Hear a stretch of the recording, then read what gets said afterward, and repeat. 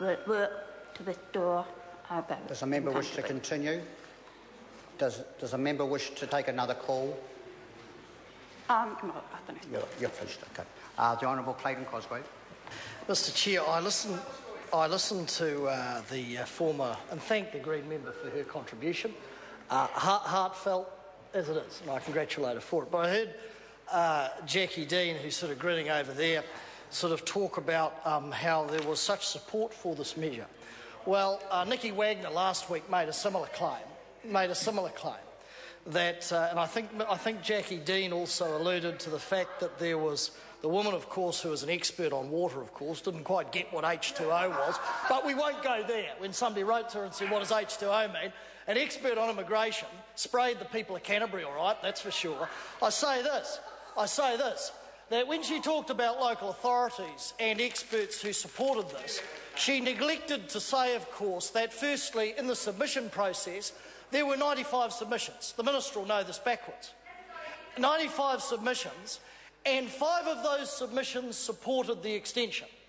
Among those submitters, cited by Ms Wagner, were Ngāi Tahu, credible organisation, and then we had Local Government New Zealand, very grassroots I would have thought in Canterbury, and then we had those erstwhile bastions of non-political behaviour, federated farmers, right?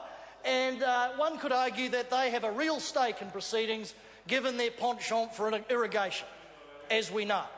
But also a fact that Ms Dean neglected to provide us with was that the Christchurch City Council, and we all know where Bob Parker's allegiance lie, and we all know he's a creature of this government, and we all know that Jerry Brownlee regrets every day as he heads, to the 4-7-11 on the way home, actually creating that individual with the power that he has.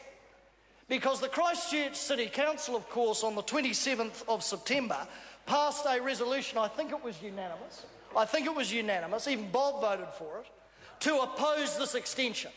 Now, it is true that some on the Christchurch City Council, of course, as Ms Dean said, complained and articulated complaints about Environment Canterbury as it was before the commissioners moved in. But even the Christchurch City Council, in the end, opposed this extension. And I say to colleagues what this extension is about is something very, very simple. Because we know in Canterbury that this government does not want people standing up, whether they be business people, and remember it was business people who literally, not in my time I've seen in Canterbury, crashed the barricades in the earthquake to get information because they were so frustrated at the lack of communication in Ms Wagner's electorate. Because this government doesn't want an election where people who may be elected to ECAN prior to the 2014 general election may stand up and become a vehicle to articulate the difficulties and the hurts and the opposition to many of the things that this government is doing in Canterbury, not just around irrigation and those normal generic ECAN activities, but to have a group of elected people who would get up and add to the opposition around schools, for instance. We see the Minister there, that genius there, what she has done to Canterbury schools. Articulate against and oppose some of the draconian measures that Jerry Brownlee has put in place as he refuses to listen to people. They don't want an agency, an elected group of people, I should say, who are elected, who have a mandate, who can oppose their view. Now, Aaron Gilmore got sworn in today, so I'm told. And Aaron Gilmore, of course, old Curly in the corner, came up beaming like a Cheshire cat, like the young fella who got the lollipop in the raffle, came in. And what we forget about dear old Aaron Gilmore, the genius from Christchurch, who knows everything, is, of course, he was part of the group in the national government that broke their promise to the people of Canterbury.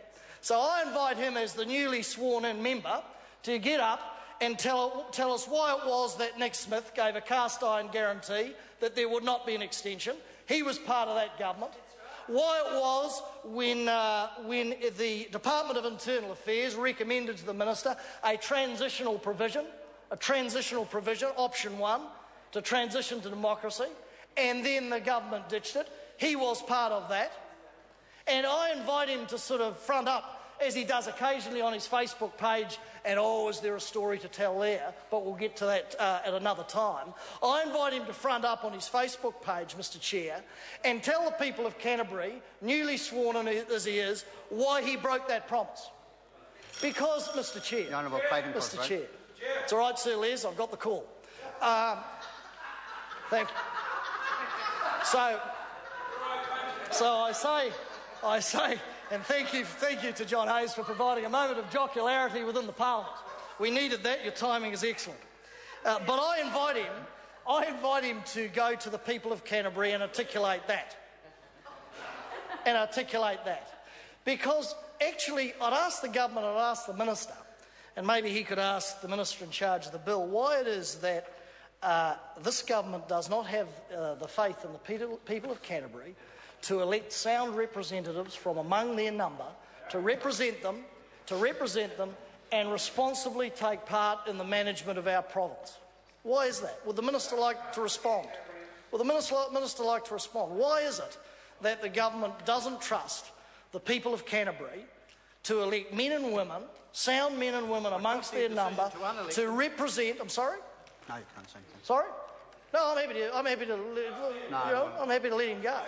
To actually lead the people of Canterbury and help manage our province. Because the fact is they don't. If they did, they would rescind this measure, they'd burn this bill, and they'd allow election to take place on schedule as they promised. As Mr Hayes promised, as Jackie Dean promised, part of a government, Nicky Wagner, Curley and the others over there, promised the people of Canterbury, cast iron, as Nick Smith said, cast iron promise that they would be allowed to have an election. And if ever there was a time we needed to restore democracy, when the truth is we have dysfunction in the Christchurch City Council, we have a Minister of Earthquake Recovery that does a very good impression of a blunderbuss, is not a conciliator. You won't solve the many conflicts around the world by making Jerry Brownlee an ambassador, I'll tell you that. He's not a conciliator, not one that can bring people together. No, not even in Finland. No. You won't see Jerry Brownlee being the diplomat. So you've got a Christchurch City Council that has difficulties with a mayor and a CEO and dysfunction there, at odds with the Minister of Earthquake Recovery. And if there was ever a time to bring some sanity back and some democracy and allow Canterbury to elect people to represent them and have some balance, and maybe even allow those elected people to have their own view, and maybe that would oppose the government, maybe there would be disagreement, but last time I checked in a democracy that is a healthy thing. If ever there was a time for that, the time is now. But I know these guys over here in government only want to listen to those people who will sing their song. Only want to listen to people who will say, yes, Minister. Yes, Minister. Well, Hekia Parada has come on the wrong side of that.